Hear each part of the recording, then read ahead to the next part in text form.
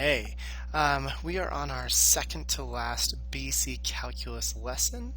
This is day 8 on improper integrals. So, what we're going to focus on to start, and this is going to be a bit of a warm-up, I'm going to ask you to pause the video here, is evaluating this integral up above for different values of b, right? Replace b with 2, then 3, then 4, and you're looking for an answer each time.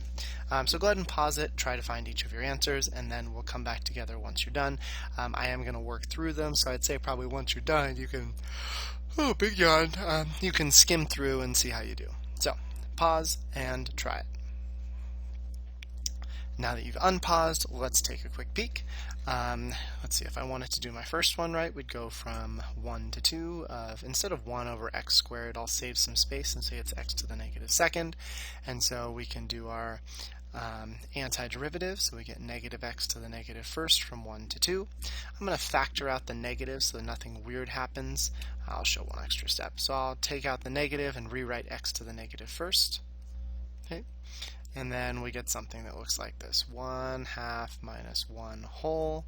So that would normally be negative 1/2, put a negative there, we get a positive. Very cool. Got an answer of positive 1/2. Okay, now let's try it the same thing with 3, and hopefully we can probably see what's happening here once we end up doing a couple more, right? I'm going to immediately factor out the negative. It's got the same antiderivative, right? And so we end up with this 1/3 minus 1 whole, okay? And that would be negative 2/3, but now we get 2/3. So first 1/2, that's like 0.5, 2/3, I guess I should write that. Here's 0.5, this is 0.6, right? Or 6 repeating. Let's try 4, but I think for 4 we could probably skip right to the answer, right? We know it's a negative on the outside, and it's going to be 1/4 minus 1 over 1. 1/4 minus 4/4, negative 3/4, positive 3/4, which is 0.75. So we got some area. We got 1/2, 2/3, 3/4. And you should notice, and this wouldn't surprise you too much, that as you're increasing the value of b, our answer is also increasing. So just to give you a visual of that, and I'm going to try to do this for each one here, I have this value of b and I have your equation, right? Normally the equation would go forever in both directions, but we're starting at 1 and we're going up to b. So here's a b of 2. And what we found then is the area in this almost triangular shape right here was 1/2. And it should make sense. If you cut one of these boxes in almost exactly a half, the area is going to be about a half. And in this case, it's exactly a half with that little curve. Okay, but then we're going to scoot b up to 3. Now we have a little bit more. Not only do we have this piece right here, but we added on this little sliver. That gave us 2/3. We add another one. That gave us another little sliver, 0.75. Look what happens as we go out. We're adding little slivers, and if I zoom in, we can see that there's little bits of space there. Not a lot, but itty bitty bits. So as I go further and further out, maybe up to 100 to 50, whatever sounds good, you'll notice that you are adding a little bit more area each time. Eventually, though, if you got infinitely far, this graph right here is going to be infinitely close to the x-axis, so it's no longer going to be adding area. Now, eventually, before you get out to infinity, you're going to be adding such small area that it's not really going to change the value. So what we're going to look at down here is we're going to look at the value of this integral if we take b to infinity. Okay, so now the question is, do we add lots and lots of area and eventually have this integral just be infinitely large? Because that is a possibility, right? What if the line goes to the x-axis really, really slowly, so you add on a little bit more each time and this eventually just goes up to infinity? Or is the line going to get close to the x-axis, we'll say in air quotes, quickly, end quote, enough so that we really aren't adding anything more within a couple b values? Well, let's take a look at this. Okay, same process as before. I will keep the limit this time and I'll go a little bit slowly. And honestly, I think the hardest thing about this lesson, the most tedious thing about this lesson, is you're going to be writing the limit as b or a approaches infinity so many times. And I do apologize for that. It's the last time you have to do this for a while, but it is a lot. So get good at writing limits? Here we go. We know the antiderivative is this guy from 1 to b. I again am going to factor out that negative. I'll write it in front of the limit. Might as well, right? And then we're also going to plug in the values 1 over b minus 1 over 1. Okay. And so then, and remember here with limits, it's really considered bad form to replace b with infinity. We don't plug in infinity because then that shows you're treating infinity like a number, like a value. Infinity doesn't have value. It just means in this case, b is getting really, really large. So what we'd probably expect you to do is just know that the limit of this piece is going to go to 0. So I wouldn't cross that out either. That might confuse people because remember, if you cross something out, they can't read it. So instead what I'm going to do is just take this whole first part and say that is 0. 1 over b as b goes to infinity is 0. And we end up here and get an answer of 1. Right? So what did we find? Well, we found, again, going back to the graph, if we let this graph go out, whoopsies, if we let this graph go out infinitely far here, right? And I don't know why we're still dragging around, but either way, you get the idea. If you let it go out infinitely far, then the total area actually adds up to 1, which is pretty crazy because you start with getting this half. It's not like my pen. You start getting this half right here, and then you get up to 0.75 really quickly. By the time you get from 1 to 3, no, 1 to 4, you're already up to 0.75. So what that's saying then is from 4 all the way out to infinity, all those little slivers just add up to 0.25 more. And eventually, by the time you get to 1, you've stopped adding any more area because the graph is so close to the x-axis that we say ultimately you're just adding 0 every time. And so our total area beneath the graph from 1 to infinity is just 1. Now, I did mention it's very tedious to write it like this, so it's actually more common to see a problem set up like so. However, this is known as an improper integral. And it's improper because they're using this infinity in place of a value. And we just said up above, we're really not supposed to do that. So in terms of efficiency, you'll see problems written like this.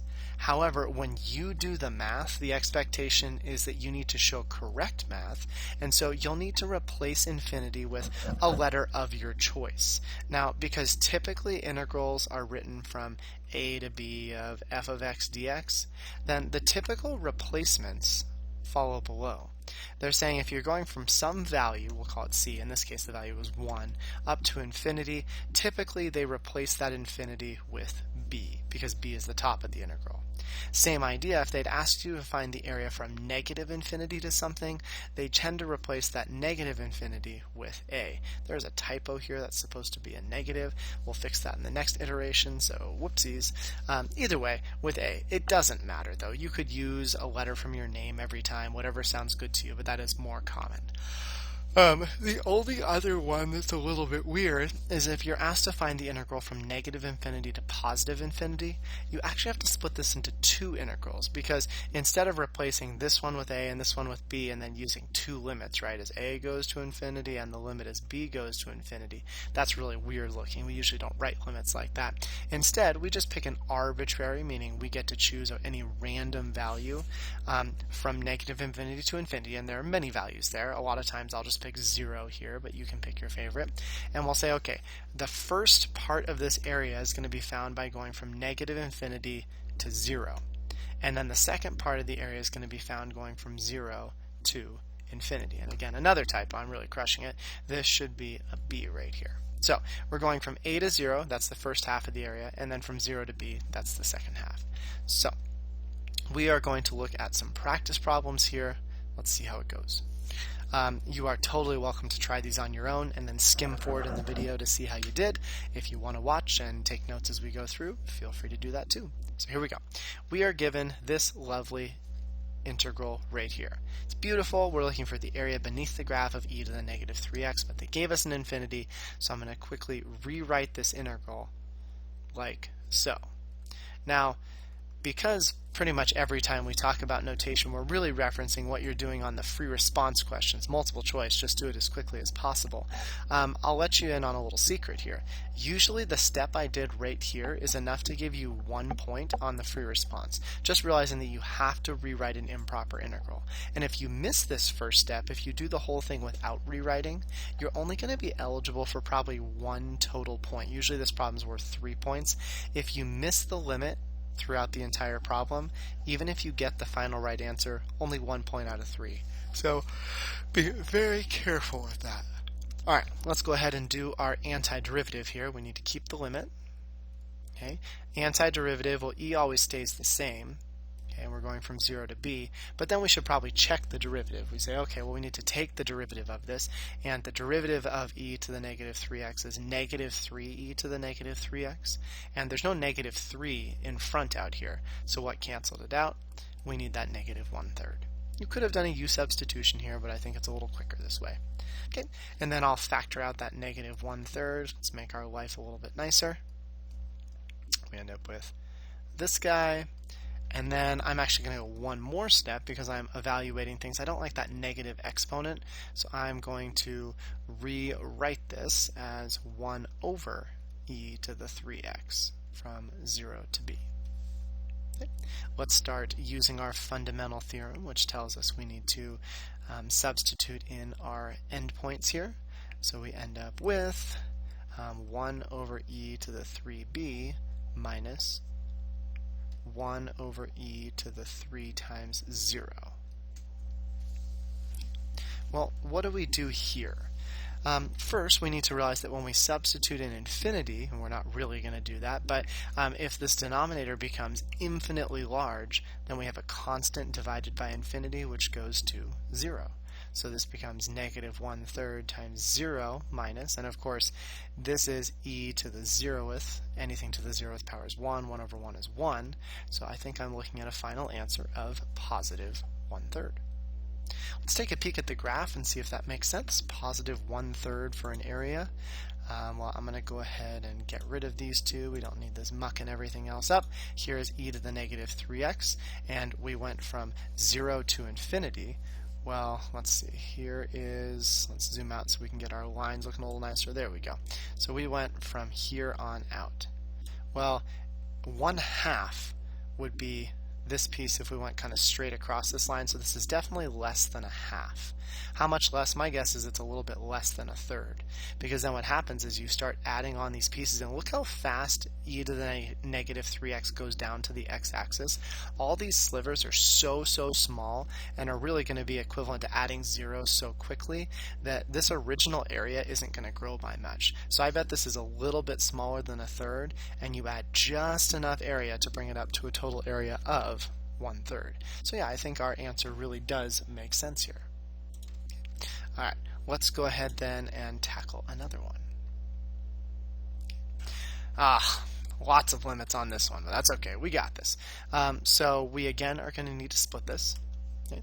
So we have the limit as, and this time because I'm going to use a first, just make sure you keep track. I'm going to go from a to, well, where do I want to go to? Well, part of picking that point is making sure that that point, and not making sure, but making it easier on your life, that when you evaluate that point in the antiderivative, it comes out pretty nicely. So actually, I may want to remember what this antiderivative is first. If I have 1 over 1 plus x squared dx, hopefully we remember this antiderivative is actually inverse tangent, right? So if we're going from, let's say, a to b here, we want to make sure that these values, when we substitute them in, come out nicely. Of course, for them to come out nicely, you need to know things about inverse tangent, and in order to know things about inverse tangent, you probably need to remember a few items about tangent. So let's take a look. Let's start with just tangent of, well, I don't know, let's try tangent of 0. Well, tangent of 0, well, that's like sine of 0 divided by cosine of 0. Sine is 0, cosine is 1, that's 0. Oh, that's easy. When you plug in 0 to tangent, you get 0 back out, and I should have color coordinated this, apologies. Let's call that this 0, and let's say that the output is in orange. Okay, well then that means on inverse tangent, right, that's the opposite order, then my input would be the orange 0 and the output would be the purple one. So it seems like 0 is a really easy number to plug into inverse tangent, so I think that's probably what I'm going to pick as my limit of integration here. You could have picked anything else, pi over 2, pi, 500 if you wanted, but let's do numbers, values that keep our answers easy. Okay, and then we had, I'm going to keep this dx over 1 plus x squared, because if I write another dx here, it just takes up more space. So let's go from there, and then we'll do the other one. We're going to do the limit as b approaches positive infinity. Well, this is going to get us the area up to 0. That's where we stop. So this one's going to give us area from 0 up to b, up to positive infinity, of dx over 1 plus x squared dx. Okay, no more infinities in our integral, so we should probably go through and actually work this out. Okay, so we have the limit as a approaches negative infinity. We already said that the antiderivative is going to be inverse tangent, or to save space, maybe I'll use this other inferiating notation, but that's fine. Going from a to 0. And then, of course, our second one is very, very similar, but now we're looking as the limit as b approaches positive infinity of what? Well, of the same thing, inverse tangent, and this one's going to go from 0 to b.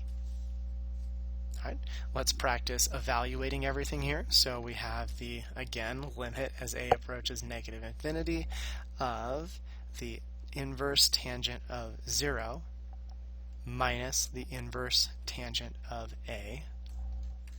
And then we need to add on the rest of the area, which comes from this second antiderivative over here. And that's going to give us inverse tangent of b, right, minus the inverse tangent of 0. Okay, so now we just have 4 values to work out. This first value we'll come back to, but the second one is easy. This is just, oh, no, I lied, sorry. This first value is easy. Thought my 0 was an a. That's just 0. The second one we're going to come back to, but I'll at least move the limit in front of it because that's where the limit is relevant. Right? This third one can also be a little tricky, so I'm just going to write the limit here. We'll come back to that as well. Inverse tangent of b, and then this last one is inverse tangent of 0, so that one definitely has to be 0. Okay, so I think we have 2 pieces left here. We need to find each of these values. Apparently I decided not to write the inverse tangent here just for fun. There should be an inverse tangent there. There we go. Okay, how do we calculate these values? Well, to me, it's all about starting with the graph of inverse tangent, or the graph of tangent, and then creating the graph of inverse tangent. So just a friendly reminder again, because tangent is created by sine divided by cosine, then when the denominator becomes 0, tangent will break. Well, where does cosine of x equals 0? Cosine of x equals 0 when x is pi over 2, right up here, or 3 pi over 2, 5 pi over 2, so we say pi over 2 plus pi k. So that means that tangent should have asymptotes at every pi over 2 plus pi k afterwards. And I do have this prepared for you. So we're going to look at the tangent function really quickly. Here's tangent, here's 0, 0. You'll notice that there's no asymptotes here, so I'm going to go ahead and add in those 2 asymptotes. I only put 2 of them, but I hope that you can tell those asymptotes are going to repeat. You'll notice that this is at pi over 2 and at negative pi over 2. So here's the graph of tangent. Of course, we wanted to find the limit of the inverse tangent function. And to deal with that, we're going to have to find the inverse tangent. Now, a couple things to realize. First, the full graph of inverse tangent looks something like this. Something like this, which should make sense. It's tangent, of course, just going the other direction, 90-degree rotation. Now, if I turn off tangent, you'll see it like this. However, this is not the graph of the inverse tangent function. This is just the graph of all the relationships of inverse tangent. It's clearly not a function because it doesn't pass the vertical line test.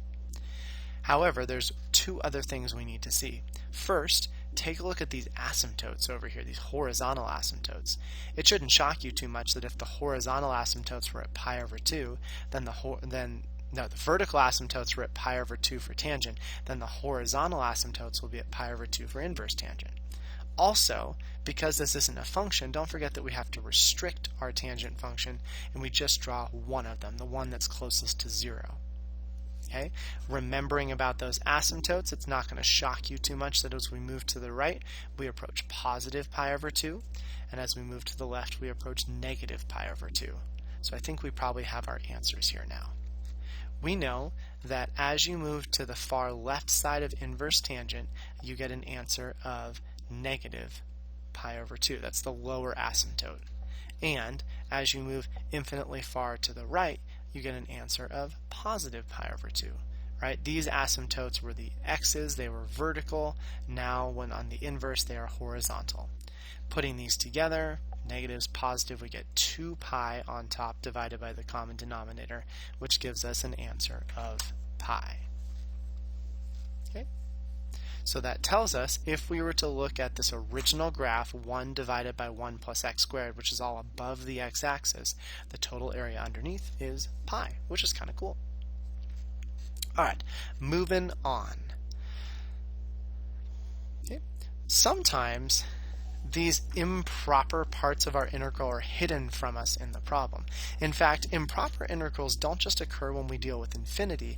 Other cases of improper integrals occur when there's a discontinuity somewhere at the beginning or even in the middle of the function you're trying to integrate. Okay, so let's take a peek here. If you were asked to find the area beneath the curve from 0 to 1 of this function, you'd have a small issue. And the issue is this curve is not continuous for every x value. Right? And in particular, if you thought about this graph, I said, I want you to graph this from 0 to 1. Well, if you plug 1 in here, you get an output of 1. That's a closed circle. But if you plug in 0 to get started, you get nothing. And this is a bit of an issue because we've talked before about it's really hard to decide what type of discontinuity is happening. Because if this discontinuity occurs and it's just, let's say, an open circle, and then the rest of the graph does whatever it does, then great, we can find the area under the curve there, because missing 1 point, or even as long as it's a countable number of points, right, even if it was just like 5 of these open circles, that's not going to mess with the area. However, we would have an issue if instead of being that removable discontinuity, that we had a graph that did something like that. Because then this little patch of area in here might be infinitely large, and so we might get an answer that means infinity. It means it never gets close enough to the y-axis here to give us an actual answer. And so what we're going to do is we're basically going to say, I don't know the type of discontinuity, but I know there could be an issue there.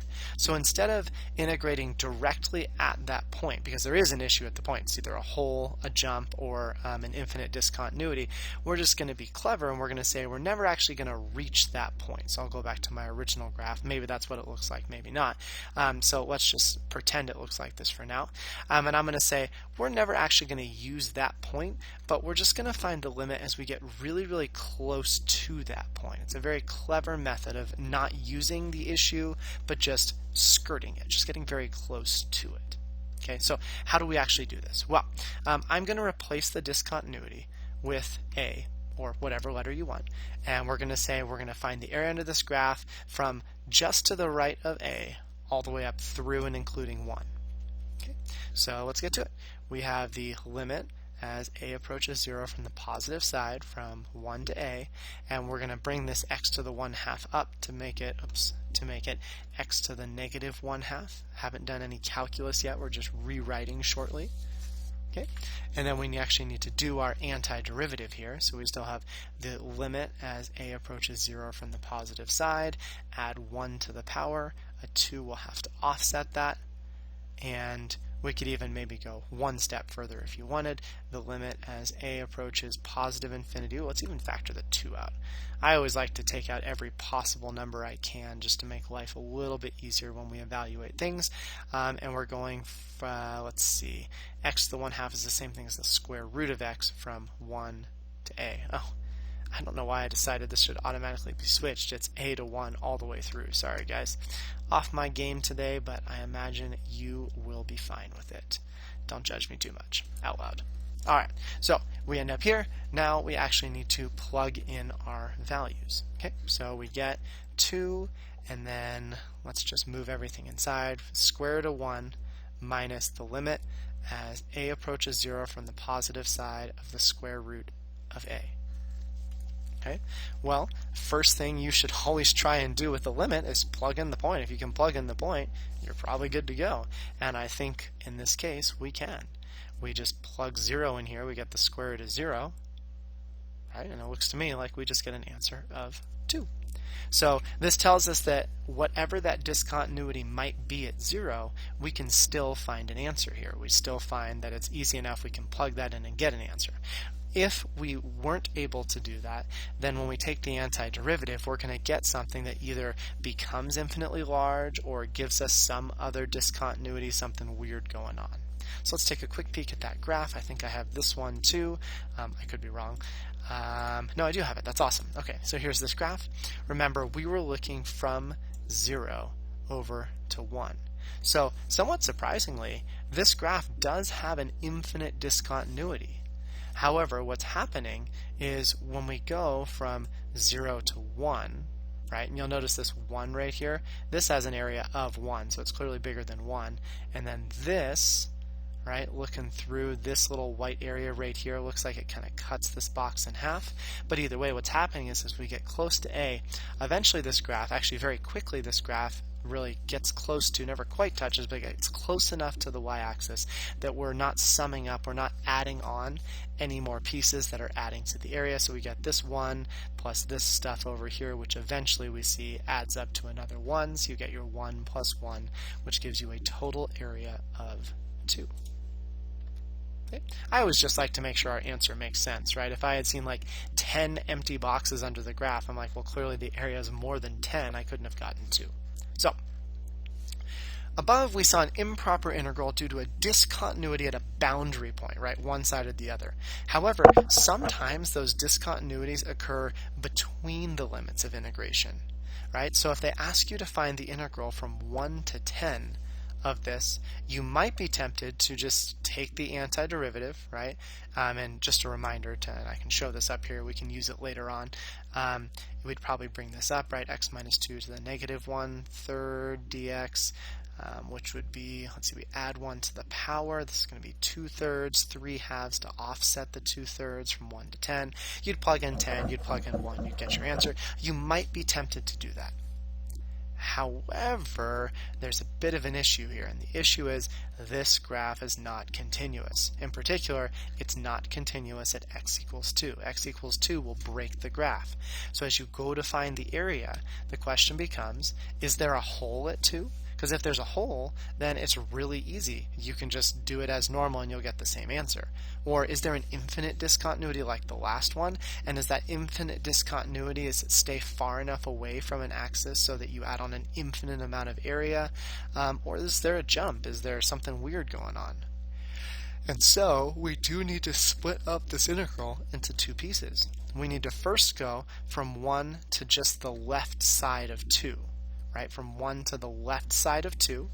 We're going to skip over 2 and then add on the second area that's going to go from the right side of 2 up to 10. Okay, so let's take a peek at what this looks like then. We already did the antiderivative, so I don't think we need to do too much here. Okay, we know that our antiderivative, there's a 3/2 here, so let's factor that 3/2 out. It's going to be 3/2 the limit as b approaches 2 from the left side of x minus 2 to the 2/3 from 1 to b, right? Plus 3/2 the limit as x, nope, not x, as a approaches 2 from the positive side of x minus 2 to the 2/3 power from a to 10. Okay. And starting to evaluate this, there's 3/2 common to both, so I'm going to go ahead and take out that 3/2, and then we get something that looks like this. The limit as b approaches 2 from the left side of, and don't forget this 2/3 power really means the cube root of the interior squared, yeah? And then minus the same thing, the cube root of the interior squared. So there's the first part, plus the limit, no, we're plugging in 10 first. So the cube root of 10 minus 2 squared minus the limit as a approaches 2 from the positive side of the cube root of a minus 2 squared. Whew, a lot of stuff going on here. Almost done writing limits. Let's just take a look at each of these pieces one by one. Well, the first one, are we allowed to plug 2 into this? Yeah, I think we are. There's not going to be an issue. This is just a cube root function. A cube root function is continuous everywhere, even if there's a square in there. So there's nothing breaks a cube root function. We can plug in 2. Should be good. I think we'll end up just getting 0 here. 2 minus 2, right?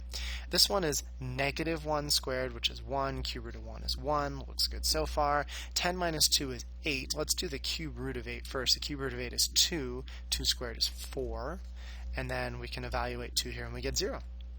Okay, so we get 4 minus 1, which is 3. 3 times 3 halves is 9 halves, or 4.5. Either one of those is good. Okay, well, again, let's make sure this made sense. Let's look at the graph of 1 over x minus 2 to the 1/3 from 1 to 10. I have this one ready for us right here, and we're looking from 1 to 10, right?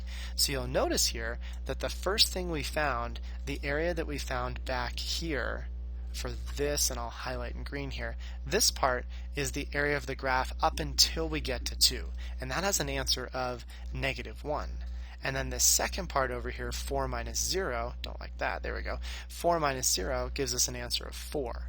So to me, that's saying that underneath the first part of the graph, we should get a negative area. Second part, we should get a positive. But looking at the graph, when we go from, again, from 1 to 2, well, here is 1 to almost 2, and this area looks kind of like about a half, give or take. But then what happens is it's going down to infinity. So again, we're adding those infinitely small slivers of area, and it looks like that we get a half plus maybe another half or so, which is why our area is negative. It's below the x-axis. So negative 1, I think, makes sense. Then if we look to the right, well, we're starting here and going this way. I mean, clearly we already add 1 here, and then this one is almost 2 plus the slivers, maybe 2, and then maybe this is 3, and then this over here is like 4, right? So we're getting those small pieces as we go through. So you'll notice then that when you add all of this together, it does, I think, make a bit of sense that we get 4 here, right? And then we had to put that 3 halves in front, and we should be good to go. So total area of 4.5 makes sense to me. We have 2 problems left then. Our second to last problem says that if we get an answer, a final answer of infinity or negative infinity, then the fancy way to phrase that answer is we say that the integral diverges. Something, including integrals, converge if the answer is a number, right? So for example, the integral we just did, this integral right here converged to 4.5. And we'll talk more about that converge and diverge in future lessons in this semester.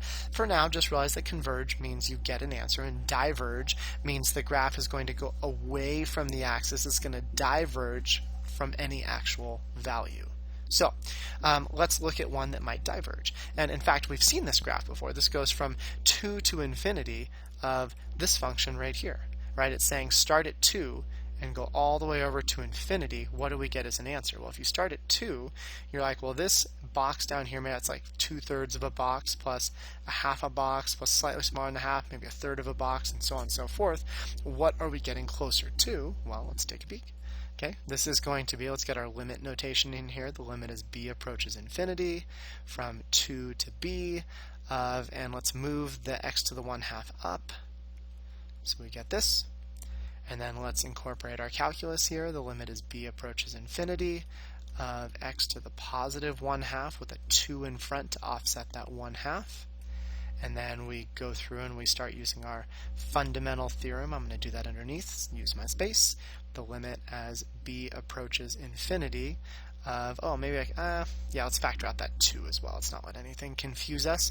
So the limit as b approaches infinity, and x to the 1/2 is the square root, right? So square root of b minus, the square root of 2. Okay. Now we have to think, well, what happens if you substitute, in air quotes, infinity in for b? You should realize that the square root of something infinitely large is still infinitely large. Picture that square root function starts at 0, 0, goes up forever, right? It's concave down, but it does go up forever. So that means if we go infinitely far over here, the graph is infinitely tall. So I think that this part right here is going to diverge to infinity.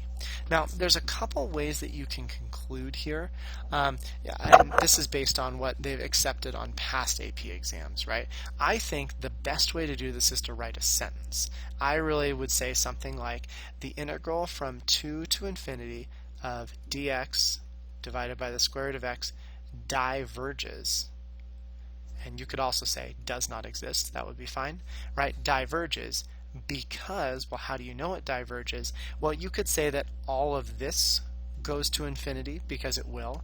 You could be safe and you could say the limit as b approaches infinity of the square root of b, you could say goes to infinity. And this point, you could totally say equals infinity. They'd be fine like that. You could say that this limit does not exist. That would be okay as well. But I always like stating that the answer diverges or does not exist. And then how do you know? Well, it came down to that limit right there. In the past, you've been able to get away with saying that, oh, this just equals infinity, ha, we win. Or you could even say that this does not exist. You'd be fine there. Be careful with infinity, because sometimes, and we'll see one in just a second, sometimes this answer might be like negative infinity. But if you say it equals infinity, you'll get it wrong because you've said something incorrect. So again, you might just want to say does not exist. You could leave that blank, and then you could write your little quick sentence here. All of those are fine. Okay.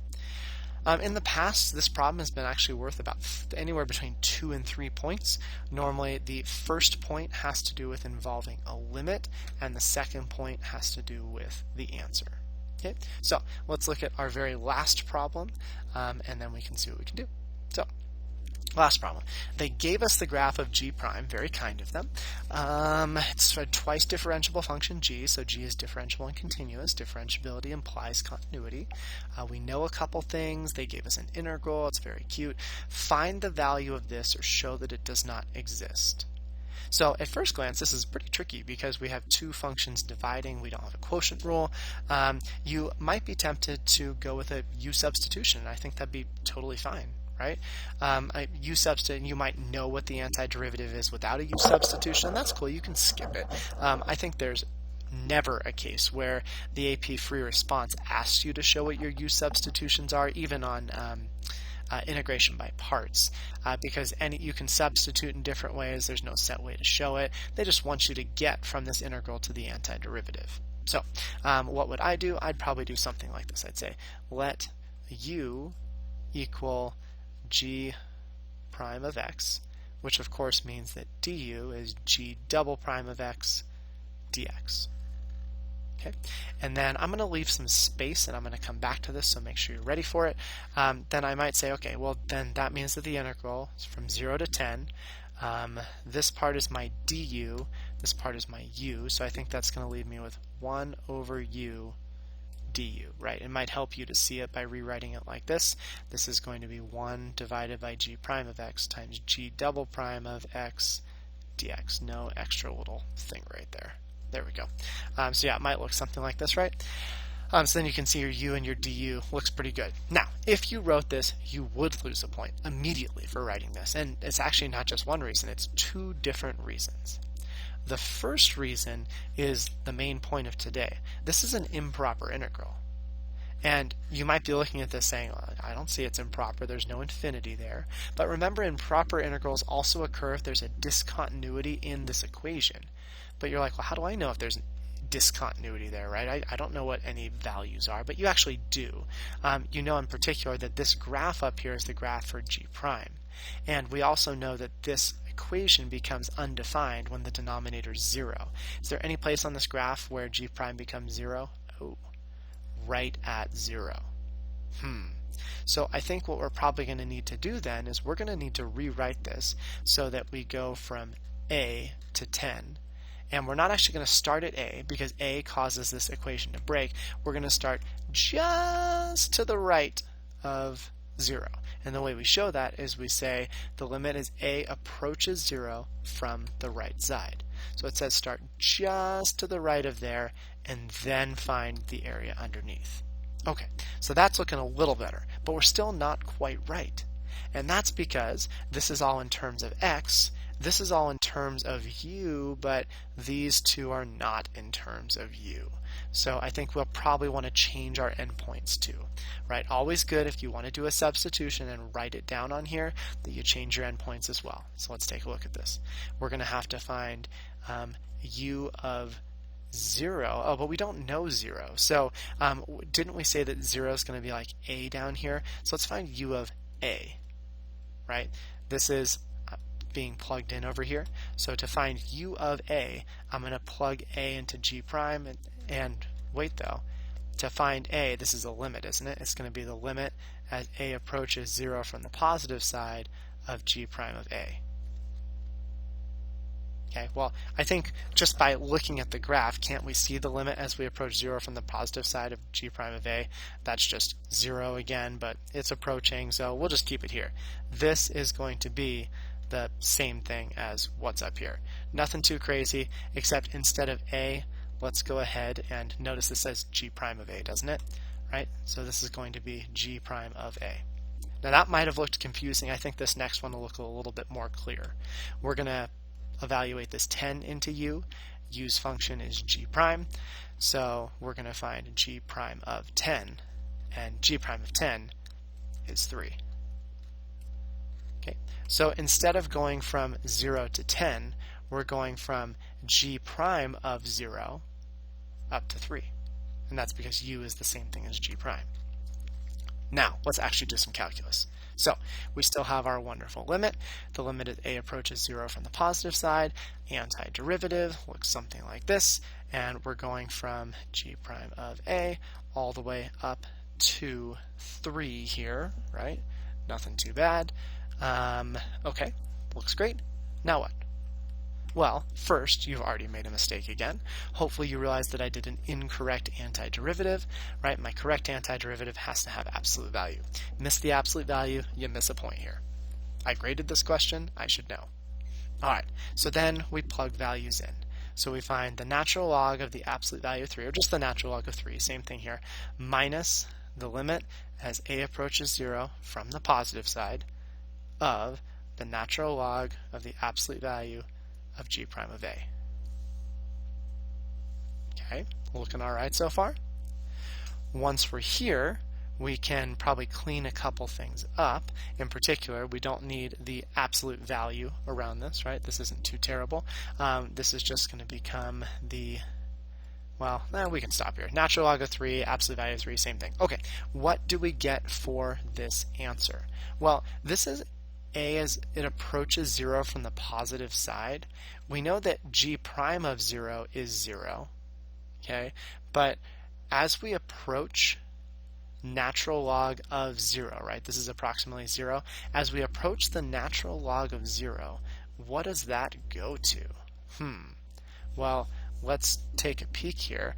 And I don't have the graph set up, but it should be a pretty quick one, I think.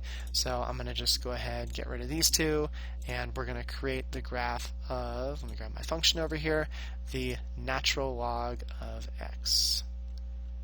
Where are you, natural log? Do I have to type you out, or are you in miscellaneous? Haha! Natural log of x. There we go. As we approach 0 here, what are the y values getting closer to? Well, hopefully you can tell the y values are getting closer to negative infinity. So this piece right here, this whole thing, because we're approaching natural log of 0, is going to go to negative infinity. Right? So we get natural log of 3 minus negative infinity. And that is definitely divergent. So how do we conclude here? We would say the integral from 0 to 10 of g double prime of x divided by g prime of x dx diverges. Okay, or you could say does not exist. That would be fine too. Because why? You have a couple options. You could say that this limit does not exist, and that would be fine, right? There's nothing wrong with that. You could say that this whole thing, what would this whole thing approach? Well, don't say negative infinity, because there's two negatives here. This whole thing approaches positive infinity. And if you were to say negative infinity, boop, you lose the point. Okay, so you could say that this whole thing approaches positive infinity, and that's fine. I would probably just be safe, and I would just say, rewrite the whole thing, natural log of 3 minus the limit as a approaches 0 from the positive side, natural log g prime of a does not exist. Easy. That one is very, very safe. You should be good. Right? I mentioned that I graded this question last year, 2019, 2020, 2020. And so I figured I'd take you for a rundown of the points really quickly since we're done with our notes. Point-wise, this problem was actually worth 3 points. I thought it was pretty point-heavy compared to some of the others. The first point, though, was very easy. The first point was you needed to get this limit somewhere in there. If you just started with a, that's fine, no problem. You could have done it without changing the endpoint. So if you just realized that this right away became the limit as a approaches 0 from the positive side, right, from a to 10, g double prime of x divided by g prime of x dx, that got you the first point. Really no math, just recognizing that impropriety, improper integral, yeah? The second point came from finding the correct antiderivative. So 2 antiderivatives possible here. This would be one of them. Okay, you did have to get the absolute value. Alternatively, if you didn't do a u substitution, you could have just gone straight to this and said it was the natural log of the absolute value of g prime of x, right? That is the same thing. You would have gotten a point for getting either of those antiderivative parts. Okay, and you should notice too that what was I going for? Sorry. You should notice that if you missed this limit and you went straight to the antiderivative, you did get this second point here. You might have missed the first, but you would get the second. Okay, and you didn't even need to show your limits of integration either. You just needed to get the correct antiderivative, which was kind of cool. And then the third point was getting the right answer. I will say that very, very, very few people got the correct answer here. Most missed the first point of recognizing this is an improper integral. And it was very tough to recognize, realizing that this is 0, it becomes undefined, crazy things happen. So what ended up happening is if you missed this first point, you actually weren't eligible for the last point. I mean, how could you be if this is a limit here and the whole thing depends on the limit? Well, then, yeah, you weren't eligible for that. So you had to get this first point and then separately get the second point, and then the third point was basically putting it all together. So I have some practice problems for you from the past AP exam. There are 9 questions here, nothing out of the book today. As per usual, I have posted all the solutions on Teams, or you can email me if those don't appear there. So thank you for hanging out with me and learning about these improper integrals. We only have one more day of learning for this unit on arc length. That'll be day 9, so stay tuned and keep up the great work.